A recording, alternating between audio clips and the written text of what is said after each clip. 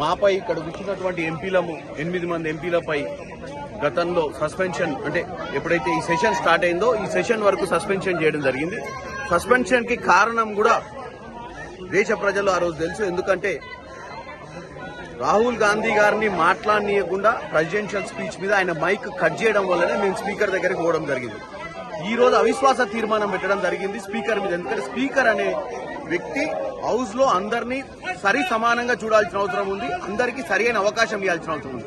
కానీ స్పీకర్ పక్షపాతి బుద్ధితో పనిచేస్తున్నట్టు వాళ్ళ అధిష్టానం అంటే ప్రధానమంత్రి అమిత్ షా, కిరణ్ రిజిజు గారి చెప్పినట్టే పనిచేస్తూ వారి సభ్యులకే ఎక్కువ అవకాశం ఇస్తూ మా సైడ్ నుంచి ఏ ప్రతిపక్ష నాయకుడు కానీ ఏ పార్టీకి సంబంధించిన నాయకుడు మాట్లాడినా కానీ అవతల వాళ్ళ చేత డిస్టర్బ్ చేసి ప్రజలకు సందేశం అందకుండా చేసే ప్రయత్నం చేస్తున్నారు.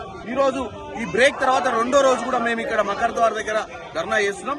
ఎందుకంటే అవిశ్వాస తీర్మానంలో మమ్మల్ని కూడా భాగస్వాములు చేయాలని. ఎందుకంటే మేమే కదా ఆ రోజు సస్పెండ్ అయింది. మేము ఆ రోజు సస్పెండ్ అయినప్పుడు మేము నిషికాంత్ దూబే కూడా సస్పెన్షన్ చేయాల్సిన అవసరం ఉందని చెప్పినాము.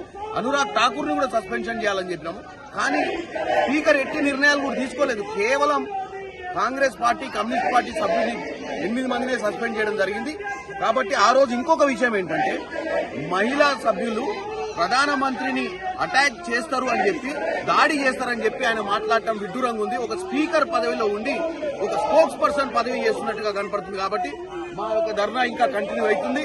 మమ్మల్ని ఇమీడియట్ గా సస్పెన్షన్ ఎత్తేయాలి, మమ్మల్ని హౌస్ లోకి అలౌ చేయాలి, అవిశ్వాస తీర్మానంలో మమ్మల్ని కూడా పార్టిసిపేట్ చేసే విధంగా చూడాలని కోరుకుంటున్నాం.